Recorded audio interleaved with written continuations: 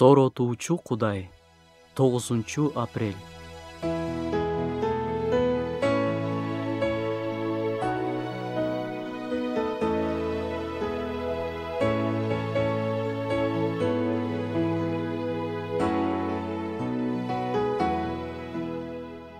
Күмөн саноону, коркунучтуу жана түйшүктөрдү жеңүүгө жардам берүүчү сонун аяттар бар.